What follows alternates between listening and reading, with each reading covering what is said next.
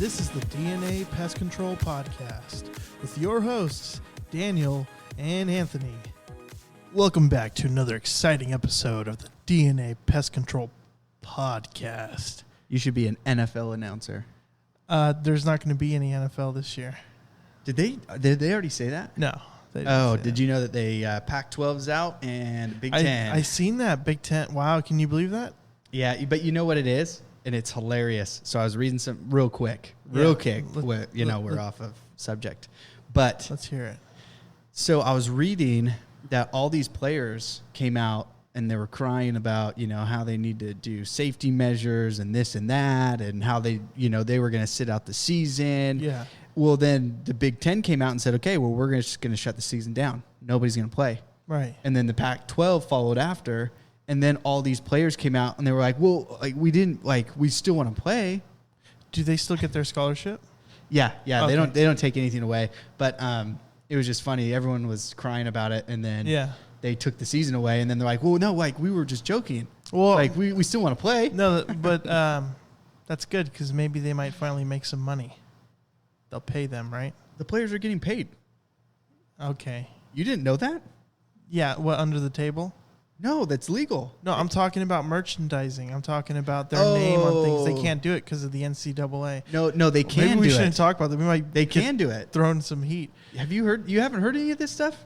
Is it new? Come on. Is it recent? I don't know how recent. No, they can pay players now, so they can bribe players to come to their team. But they can't brand. The player can't brand themselves. So essentially, that's not the NCAA. That's the school. So the school came out and essentially because they don't want to pay college players millions of dollars before they hit the NFL. So they've done is they put rules to where we're not going to put your name on the jersey because, and I think they can do it. They just don't want to do it because the players can already make money. It's a robbery. But let's get on topic. Oh, of course it is. Yeah, it's a straight up robbery. It makes sense not to do that because you're going to make millions in the NFL. And so why pay you millions before you get to the NFL? Because it's so small. What if your peak of your football career is in college and then you're going to pursue a career in what you're majoring in, what you're learning in college? Yeah. The fraction of people that make it to the NFL are so small, and the fraction of people that make it to like a D1, prestigious school is even just as small almost. Yeah. And you're telling me that, oh, no, you're going to make all the money in NFL. Well, what? I'm only going to play for the average career spans like 2 years. Yeah, they do get school for free. They'll be broke, and then their body will be all beat up from all football. They should get that money. Well, let's get on topic here. It's not my choice. We could have a whole Free Talk Friday on this. Yeah, we'll talk about that later. But the Pac-12 and the Big Ten. So if anyone didn't know that, it sucks. Bad news. But I like to watch the fights, and they're still going. So yeah, which is cool. Yeah, which is awesome that they are at least doing something. I'm bummed about college football because I had plans to go to the games. Yep.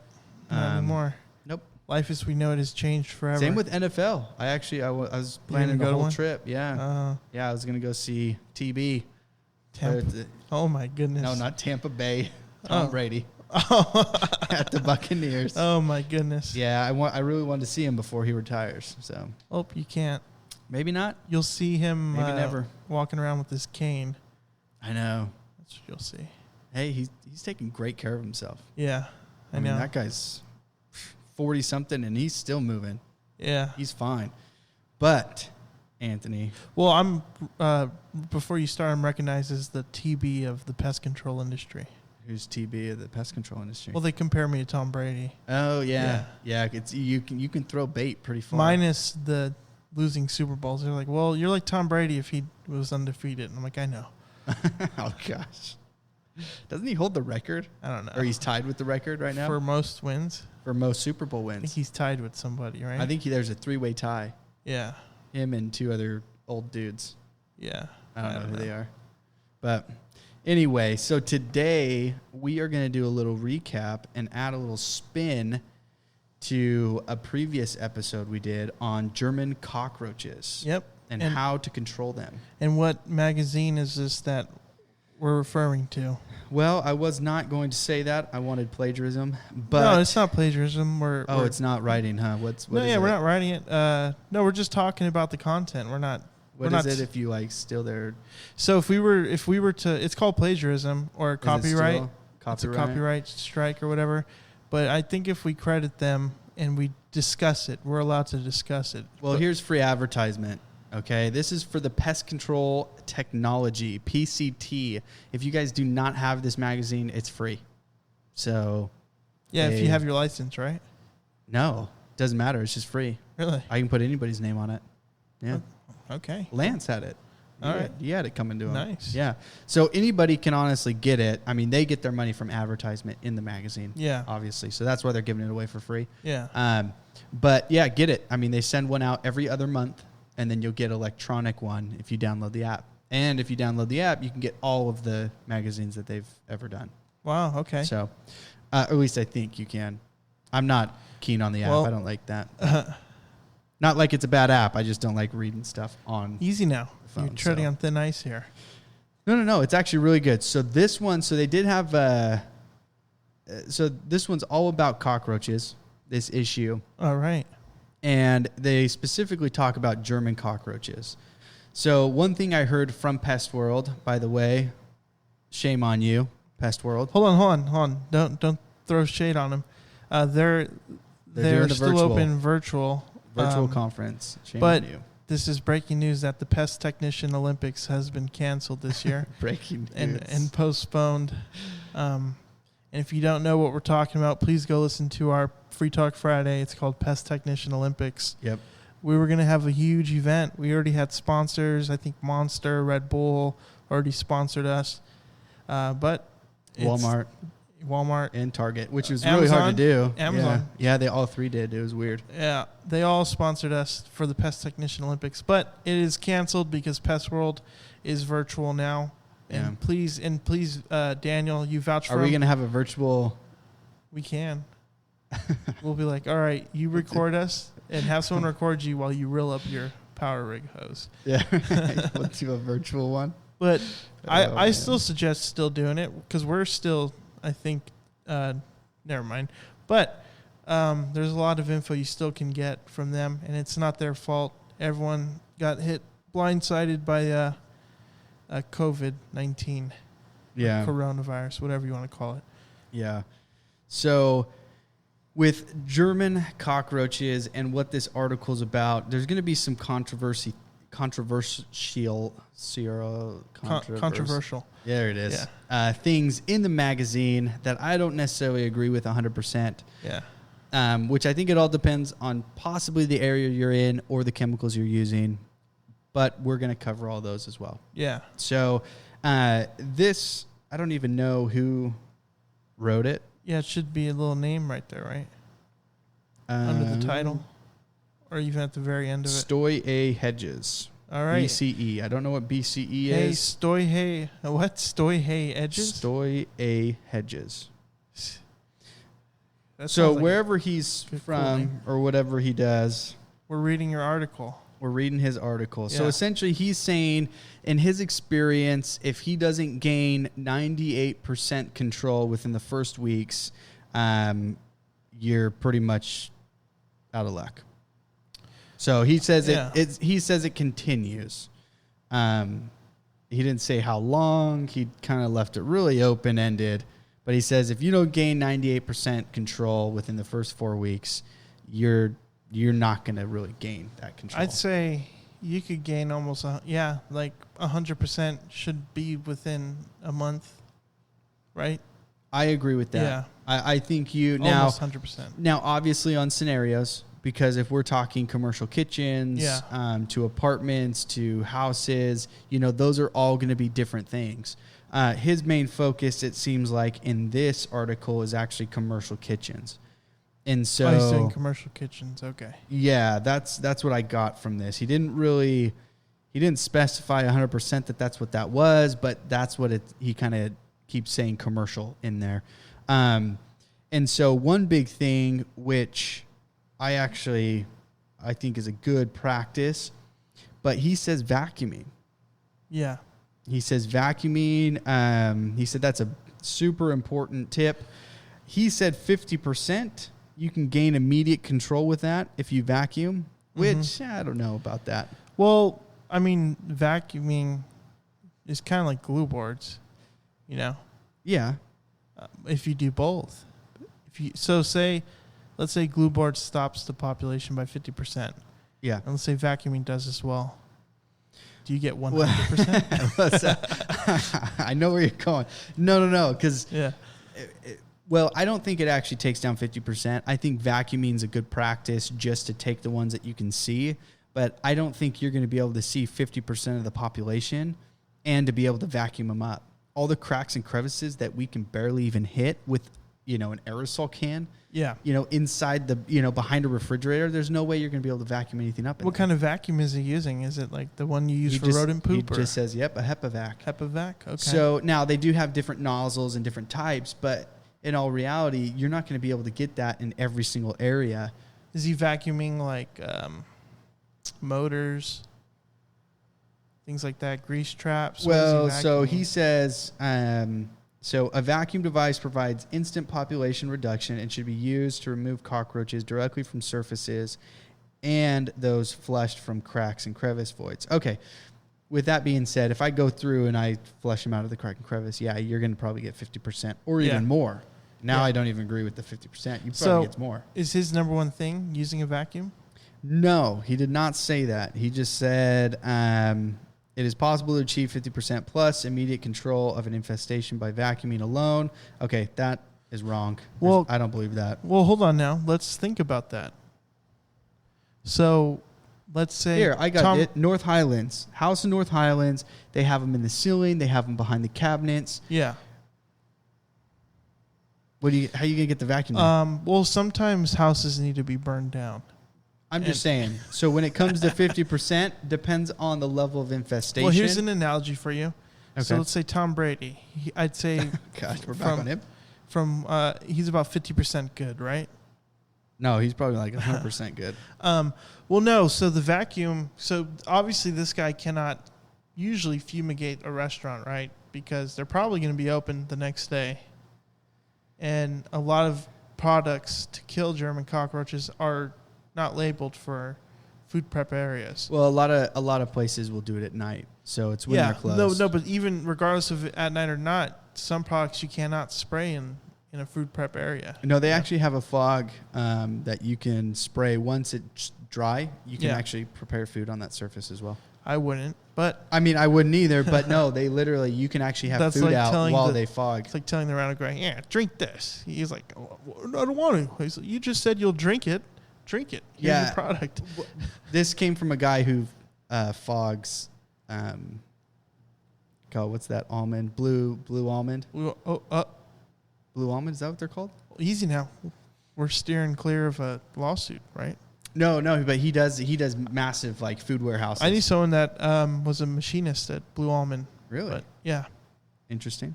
Yeah. I don't know how that ties in with this, but... well, you brought up Blue Almond, so I just thought... Because the guy who fogs it. Okay. Well, does he get 50% control with the vacuum? No. I don't think they deal with roaches. So, wait, hold on. Let's get back to the vacuum. Why don't you think you could get 50% control? Well, just by vacuuming itself, I think it's a great concept. I think it's a great thing to do. After you flush everything out, you can go through. You can vacuum up all the dead roaches. Yeah. They're not going to see anything. But isn't that part of the victory? When a client walks in, there's 1,000 dead roaches. They and know. Like, hey, clean it up. They know it's you're working. Infested. Yeah. Yeah. I do agree with that. That's where the vacuum's always been kind of a second guess. And someone out there's like, "What? You guys leave dead roaches for your client?" You know? Yeah. Oh yeah. They love it. Oh, they love it. Well, I won't even say it. I was gonna say, well, sometimes they'll want to eat them. Oh gosh, I was trying to be silly, but no. Never mind. That's not even a good joke because I'll probably get a ticket for just implying that. I know, right? Yeah. No, so I think vacuuming is a good practice. I just don't think it's So high. Would you vacuum after, say, you fumigate? Yes, I think that would be a really good time. I think it would be a good time before you fumigate to vacuum up all the dead ones that are already there. Yeah.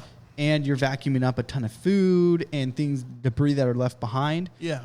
From them moving everything out of the kitchen. And then I also think afterwards you can go through and vacuum everything up because then you're not going to see anything. And that would be a good time to place glue boards, because if you place glue boards before you fog or before you flushing them out of the cracks and crevices, you're just going to get a bunch of chemical ones on the glue boards, which doesn't tell you in all reality how high the population is. What I do, how I get quick control, is I go around, I get a full barrier of something that's going to sit, whether it be Alpine and Tico Pro or Temperate FX and Teco Pro. Yeah. Whichever variation. I'll go around the entire house, because I've yet to do a cockroach treatment in a commercial kitchen, but I have treated for outdoor roaches in a commercial kitchen and have gotten control over them. Yeah. But this is about German roaches, so what I found is the best thing to do is you spray and get that barrier first, because when you flush them out, they're going to not only have some of the, the pesticide that flushed them out of their hiding space on them, but now they're going to be running into everywhere where you sprayed as well. Yeah. Now, I can't seem to fit a vacuum into my service, though. So I assume he's only doing a vacuum because it's commercial. And German roaches, compared to outdoor roaches, you're going to see a ton more. Yeah. Or you can, depending on the level of infestation, of course. But I mean, I'm not opposed to that idea. I just don't think that's, if you have so many products that are catered to getting rid of German roaches inside of a residential place. Yeah. I don't see the vacuum helping. I could definitely see the vacuum helping for bed bugs. Yes. Yeah. Yeah. Well, and so he does talk about some other treatment techniques, which I do agree 100% with him. Okay. Let's hear it. And I will talk bad about this. Actually, I never even met this person, but it was a rep for Alpine, WSG. Whoa. We buy their products. We do buy their products, but he said you can gain 100% control, which is by baiting and Alpine WSG and the Alpine bait, which I understand you're pushing your company, you're pushing your products, but I think that's false. Well, real quick, remember Pest World? It's not canceled, but it's virtual this year, but also means that the Pest Technician Olympics is canceled. Yes. At Pest World, I forgot her name, but I'm going to call her that lady and be very respectful. That lady showed us you could get up to 99% control with bait only, right? Yeah. Multiple types of bait. And for those of you guys that, I don't know if I've talked about it, but she would get like wax paper and put bait, and she would call it like a bait taco. Yeah. And she would string bait and just kind of leave them under the sink. She'd leave them behind the fridge, and she'd mix up the baits. And according to her numbers, and listen, don't shoot the messenger. According to her numbers, she got 99% control within 2 months, I think, of nothing but baiting. And the reason why is this is for low income, zero prep. This is zero prep, by the way, that she got all the results. So if the Alpine guy was like, my product's the best bait and spray 100%, is he lying? Because if you could get 99% with bait only on top of spraying, don't you think you can get the full control? Well, once again, she said 99%, so there's still baiting. Some hanging around. But that can eventually repopulate again. But that's no spray, though. What if they're spraying now, Well, so this is where he talks about it. Yeah. He actually hits that. So the main thing is when you walk in with a B&G, you can't do crack and crevice treatments. Right. So here, German cockroaches spend the majority, so about 75+% of their time, resting within cracks and voids or where it's dark and secluded. Yeah. Okay.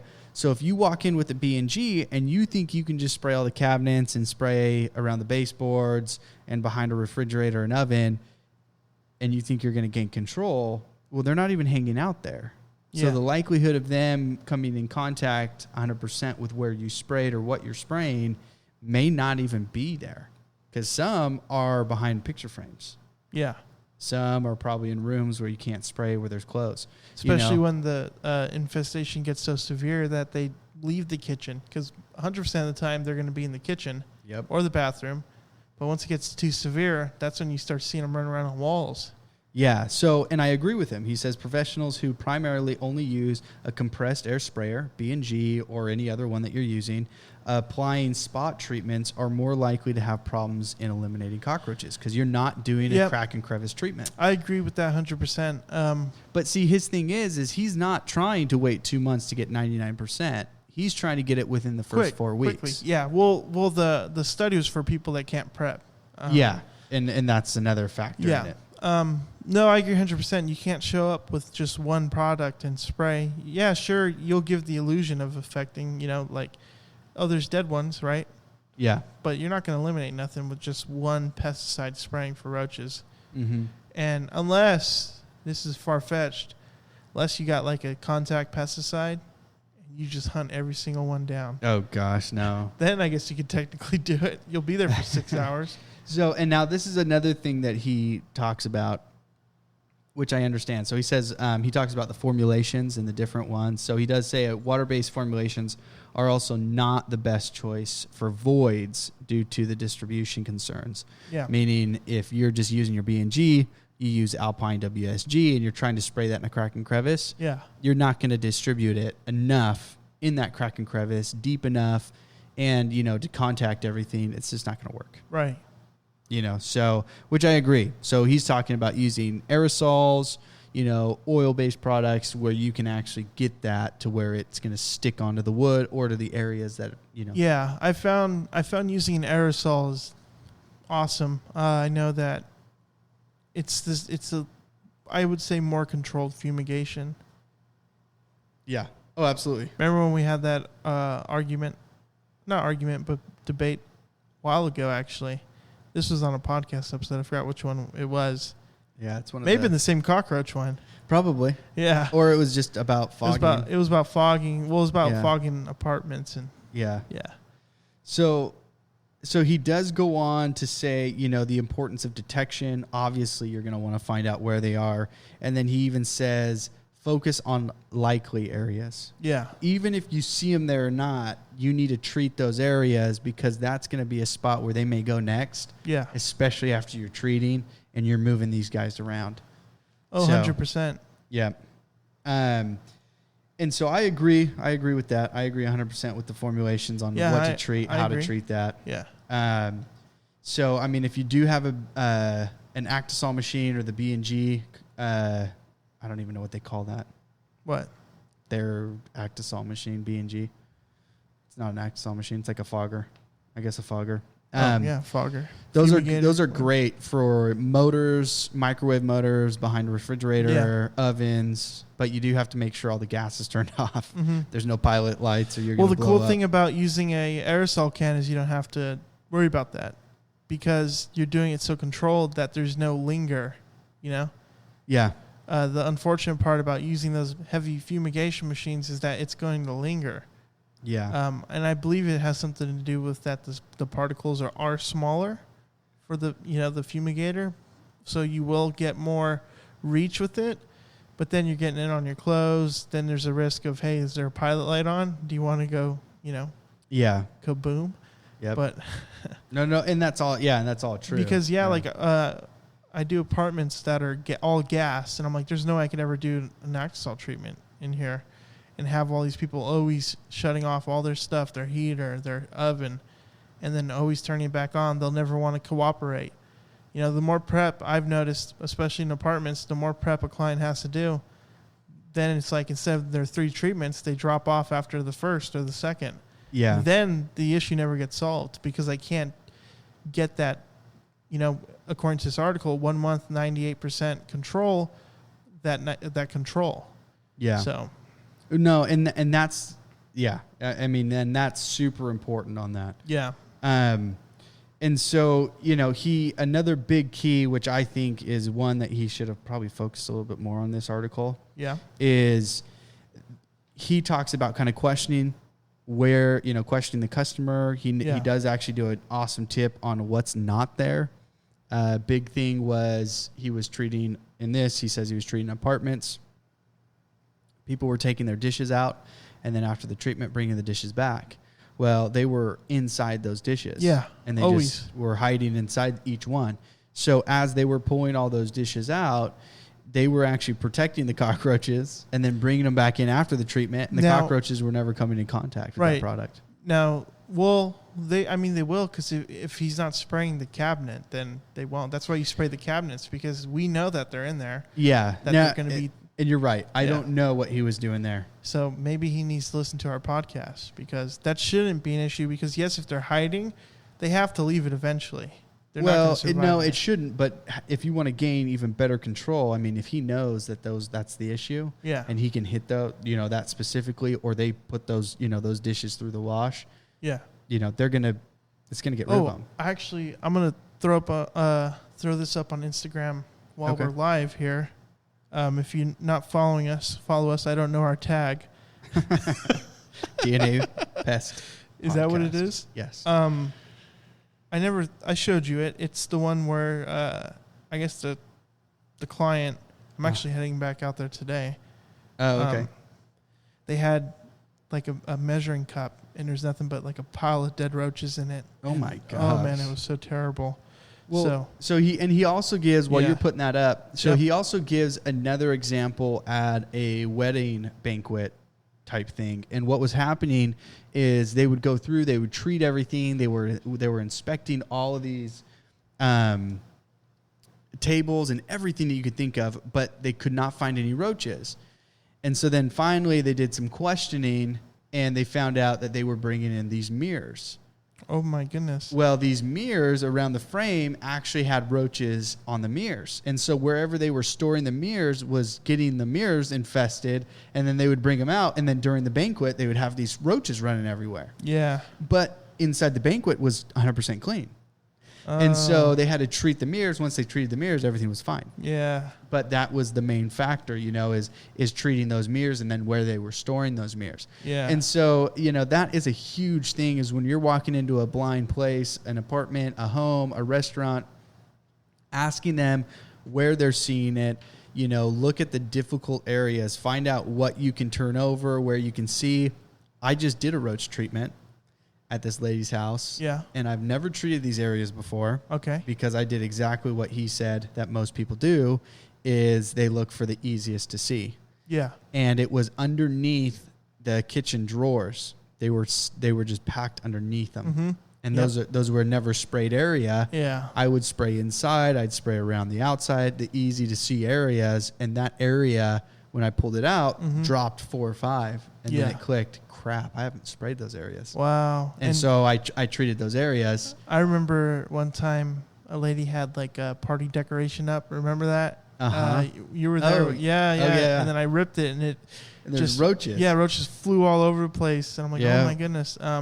And to touch up on what you were saying was that I remember doing an apartment treatment, and I was on the third service. So the first service, you flush them out. They don't go back to the initial areas you flushed them out at. There was less in the refrigerator, less around the dishwasher, everything. Yep. Second service, I got control, but the client this is all that they told me.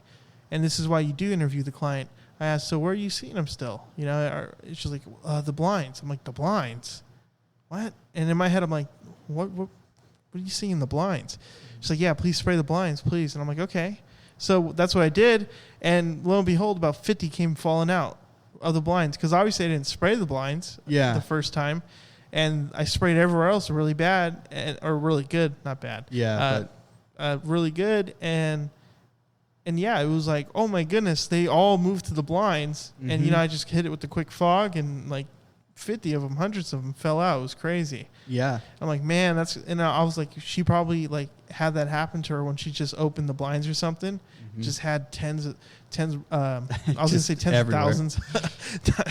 Just have roaches drop and rain down. So, and by the third time I hit it again, nothing in there. But you have to look for a new area. You can't hit the same area every 3 service. You have to hit them all and keep going. Yeah, you got to keep looking, figuring out where they're going next. Where is their next hiding spot? Yeah, so if you never question the customer, you never ask them where they're seeing them, even from the very beginning. If there's a salesman, however the industry, your company's set up, if there's a salesman that goes out there first, and then the technician comes out to treat, that salesman, that technician, and the ones that follow need to ask those questions. Where are you seeing them now? Yeah. Because I even tell people, if they're like, only in the kitchen. Okay, well, you need to tell me if you see them in your room. You need to tell me if you see them in the bathroom. And then usually they'll kind of open up, oh, well, in the bathroom too. Okay, well, are you seeing them anywhere else? And so you definitely need to question the So, the real quick, do you think like a German cockroach that resides in the kitchen, like, do they have beef with the bathroom cockroaches? No, I always wondered that. That's the little cuz out there. Yeah. They kicked him out of the house. I always wondered that because I'm like, they're like, yeah. He was like, yeah, you dirty bathroom roach. He can't come here where all the food's at. You got to eat toothpaste. No, that's their bum. That's their bum cousin. That's out there. That's yeah, like he's living. eating the poop dust out there. Oh my and whatever. goodness. He's like, what? I love the toilet seat. Yeah. Yeah. Get out of here. We're in the fridge, We got buddy. the good food. Yeah. Oh gosh. One thing he did mention though is overlooked sites, which I'm glad he did cover. Because I think there are some areas, like does I he have said, a list? Yeah, he does. Okay. So I'll talk. He only goes over 3. What was his name again? Troy? Troy. Troy? Did I say that? No, Stoy. Stoy. What a weird name, huh? We got to get him on the podcast. Yeah, I'm going to Stoy? ask him, Is that how like did you get Russian? Stoy? Or like Greek? Stoy. That's an interesting That name. does sound... We'll look that up later. Yeah, that doesn't sound Californian, at least. That doesn't sound like it was in It had the U.S. to be, if it was California, it'd be Stoyler. Stoyler, bro. Yeah. Hey, bro, I'm going to go catch a sick rip over there. Oh, my God. Stoyler. Yeah. Well, so the comment Have we told... overlooked- Hold on, sorry. Have we told that story on the podcast? No, we're going to save that for Yeah, we'll free. save it for next time. Yeah, we'll get that story about Skylar Oh, and man. his twisties.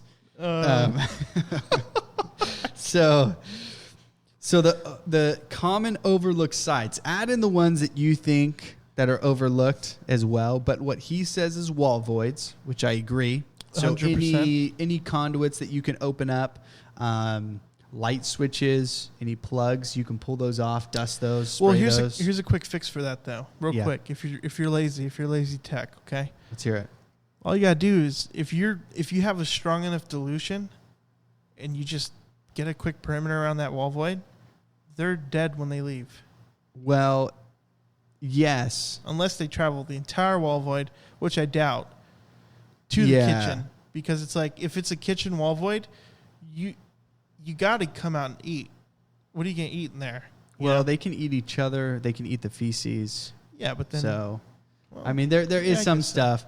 So, I mean, I do agree. dust. And it's making me sound lazy. I do dust. No, I think I have done it where I haven't dusted. Yeah. Actually, I did a little experiment. I did it where I did it on 2 bed bug treatments. Yeah. And I actually did 2 different treatments on both of them. And then I did the same treatment on both of them. But one I actually did not dust. Yeah. And the other one I did. And the one that I did, she had 100% control. Now, I am talking about bed bugs. Every outlet. I dusted literally everything. Every outlet, every hole, everything you could on those walls, everything. Nothing. 100% control. Yep. Now, the one that I didn't, I actually had to go back and treat. Okay. And she just saw another one. So I'll probably have to go back and treat. And this time I'll do all the dusting and all of that. But I wanted to see what it would turn out to be. Yeah, experimenting. How can you know if you don't do it? Well, and yeah. And so I did it, and so I got to see. So dusting, wall voids, 100%. I'm a believer now. Do the work. If you got to charge more for the time. But you got to do it. That's one thing people are so scared about is, charging. I know a lot of us don't have our, freedom to set our price for service. Yeah. The company sets the price for you. Yep. But if you do have the freedom and they're like, well, what do you think? You go quote it. Quote high, man. Yeah. Don't quote it to where we'll all be out there in 30 minutes. Don't do that. Quote to where you'll get the job done. Make you're the professional. Make it worth. If you have to dust every single outlet, add an extra $50-$100. Well, this lady that I did, she got charged quite a bit. Yeah. For the bed bug treatment, but I saved her couch. So she was ready to throw this couch out. It was like her favorite thing. I mean, it was everything to her. Yeah. Saved the couch. She did not have to throw it out, and she was ready to throw down on a brand new couch. She didn't have to, and so she didn't care how much I charged her. Yeah. And so for her, it wasn't the cheapest job. It was fairly expensive. Well, bed bugs, that's not a cheap job to begin with. No. But it was expensive, but she paid it. But she was happy because it would have cost her just as much or more to buy a brand new couch. Yeah. So from saving that furniture, she didn't have to spend that money, and that pretty much just went to the bed bug treatment. Yeah. So. Well, okay, so you said wall voids. What's the next on that list? So the next one is actually, I'm surprised he actually put it on here, but he did say electrical conduit boxes. I always check those. Yeah. So, I mean, they're big on a wall. So if I open those up, I'm always opening those up if they're inside the house. So I've never seen anything in there when you I haven't either. flip it, but I guess. But I always check. Yeah. It doesn't mean I'm not going to check, but I want to open it up. I do Well, I want to check. can assume if you've already sprayed, you're like, we're still seeing them, and then they'll probably all be hiding in there. Maybe. Because a lot of times there's just little holes that lead into it, right? Yeah, into there the are. wiring, and you're like, Yeah. So, I mean, I've never seen too many because they're not even in the kitchen either. yeah. So usually they're like up in a room behind a door somewhere, So now I guess in extreme infestations, that's going to be a place where you definitely have to treat. Yeah. Like mine, where I live, it's actually outside. So that's not even an area you would look. Wait, And gets hit by the sun. Yeah, exactly. Too hot. It'll get. Oh no, anything in there's dead. Are washer and dryers on there? No, actually, he did not talk about washer and dryers. Well, real quick, remember that apartment that had that? It was a public laundry room, and it was infested. Nothing. We popped the tops off. And were you there? Yeah, I was there. I was okay. doing it. Yeah, we met up. And yeah, we popped the tops off. Remember, you would pop the top. I'd come in. Oh, that's right. Yeah. And there's nothing but feces, egg sacs. It was crazy. It was like, whoa, this isn't a public laundromat. Yeah, and we did. Insane. We had to unscrew. I mean, it did take a little bit of time, but you gotta check it, man, and I don't think they've had issues in there. No, everything's fine. Well, who's their technician? That's right. Yeah, that's right. That is that's me. What? No, Anthony's doing it. He's doing an awesome job there. Yeah. Well, a lot of times when I go there, the residents like, Tom Brady. Oh no, it's Anthony. Oh, we got confused. Yeah. They're like, oh, this is better. It's not Tom Brady. It's Anthony. This is better. Yeah. So. Is Tom Brady just going to throw footballs at bugs or what? I bet he'd do a pretty good job at it. I bet, yeah. If you want, how much would you pay for Tom Brady to do a cockroach treatment at your house? He showed up and just threw footballs at him. Oh gosh, actually, you know what? I would pay him a lot of money for that. But he didn't even get rid of the infestation. He probably killed like 4. If he just walked in there with like 100 footballs and he was just throwing them all over the place, throwing them, hitting roaches. Oh yeah, breaking stuff. He'd be like, "Go long." Gronk comes in there. Yeah. Oh man, dude, that'd be like a freaking $100 million service. Oh, easily. Yeah, easily. So now one last one. Yep. This is the last one he says is false ceilings. So we're talking like the tile type of ceiling, and pulling those off and checking up there. Oh man, that must be a nightmare. Yep. So what do you even do though? You just pop one off and just let your fumigation go up there, or what? No. So this is what he said. So he says false ceilings should at least be inspected for activity during the initial service. Yeah. Focusing on ceiling above the stove line, the dishwashing area, and bar areas in the dining room. One of our apartments has a false ceiling. Yeah. Can you believe that? I know, it's weird. That is like, and it's tile floor. Yeah. I'm like, who wants to, and look, I'm not knocking anyone living there. I'm not, but yeah, it's just tough. It's like, this looks like a little office. Yep. And God knows how many cockroaches you got up in that ceiling, so. Yeah. So, and so he said, checking it. No, you don't have to necessarily fumigate up there or aerosol or spray, unless there's activity, which I think in those scenarios, baiting glue boards would probably eliminate that infestation pretty quick. Yep. Just because there's nothing up there. But he does talk about rechecking the ceilings if there's activity. So if you're constantly seeing activity, you can't get rid of the roaches. There's just stubborn. You just don't know what's going on. Check the ceiling. Check those ceiling tiles. Obviously, check everything else first. Yeah. But ceiling tiles is going to be an important, factor in that. Also, going back, which I don't know why he didn't couple that in, is, those items that they're pulling out. You know, is there something that they're bringing in from the outside, you know, or they're bringing from another place that you don't know about, and they're reinfesting? Oh, I always, that's the first thing, even during an estimate. I tell them, well, we want to get control, but more importantly, we want to make sure you don't get them again. We got to figure out how they even got in here. Because I've done some high-end houses where they have a bad infestation, and I'm like, whoa, like, how'd you even get these in here? You know, you're not connected to home. And a lot of times, roommate this or son stayed over just to help out that. And nothing better than, you know, kids helping out their parents. Yeah. Oh, gosh, that happens too often. Especially now with the COVID. Yeah. So, I mean, main thing I think to pull from this, and I think the most important one, is questioning. I think you need to question where you're seeing them, what's going on, do your initial inspection, and then from there you need to come up with a treatment method. Yep, that's one of our main topics on this podcast. If you're a continuous listener, you know that the interview is one of the most important parts about the job. Yep. Well, that essentially tells you all the secrets. Yep. You now know what you get the cheat codes to gain control. You get like some. Wow, the mic almost went in my mouth there. Okay. And you get some. Tastes good. You hungry? I actually am very hungry. Yeah. Do you want to take me out for a date? No. According to my watch, it's 7:40 a.m., so it's not lunchtime yet. 7:40 a.m. Yeah, my watch doesn't link up to my phone for some reason. Oh my goodness! Oh, look at that, dude! Oh, whoa!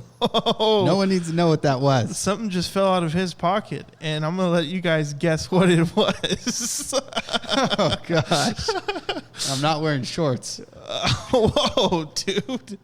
Let the imagination run. He went for his phone, and something fell out, ladies and gentlemen. And we'll see what they come up with. And guess or something. There you go. Oh yeah, I'll do a DM us. Yeah, I'll do a post on Instagram.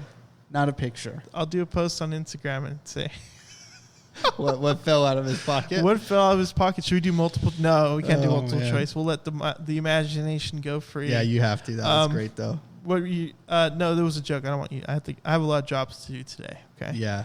I'm a busy 5-star technician. That's busy what bee. Because we're pest control. I know. What were we even talking about? Just gaining control. We're just talking about roaches. Interview. Yeah, the interview is the number one part.